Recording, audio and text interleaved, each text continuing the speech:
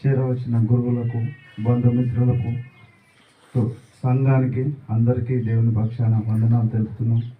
మన మధ్యలో ఉన్న కమలమ్మ గారు చనిపోవడం అంటే ఎంతో బాధాకరమైన విషయం.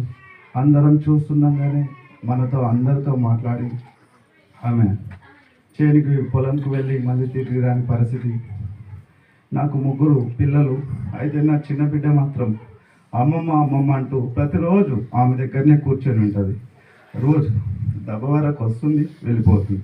అలాంటి ప్రేమ కలిగిన ఆమెకి ఎంత పని ఉన్నప్పటికీ మా పిల్లలను కూడా దూరం కొట్టకుండా ఇంకెవరున్నారు అన్నట్టు మాట్లాడే మంచి మనసు కలిగిన వ్యక్తి. ఆమె కోసం మాట్లాడాలంటే కొంచెం నాకు ఇబ్బంది పడుతుంది. ఎందుకంటే నేను పక్కనే షాప్ పెట్టాను. ప్రతి విషయంలో కూడా నాకు ఒక మంచి సహకారై నాకు మాట సాయం చేసేది. అయ్యా పిల్లగా నువ్వు షాప్ పెట్టు, నువ్వు పెడితే నేనుంటా అంటే, అవ్వ నువ్వు పక్క షాప్ పెట్టుకొని అట్లా అనడం కాదు కదా అని నేను అంటుంటే, లేదు నువ్వు పెట్టే షాపు నలుగురికి ఉపయోగం. కాకపోతే ఏమంటే నువ్వు బంద్ చేసినప్పుడు వచ్చేటోళ్ళు నా దగ్గరికి వస్తారు కాబట్టి నువ్వు వీళ్ళున్నారు వాళ్ళున్నారు అని చూడదు బిడ్డ అని ఎంతో సహకారిగా మాట చెప్పేది.